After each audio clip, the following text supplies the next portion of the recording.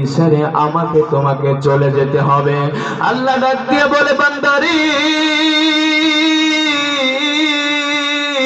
ওয়ামা হাদিহিল হায়াতুদ দুনিয়া ওয়ামা হাদিহিল হায়াতুদ দুনিয়া ইল্লা লাহবুন ওয়া লাইব ওয়া ইন্নাদ দারাল আখিরাতা লাহিয়াল হায়াওয়ান লাউ কানু ইয়ালামুন।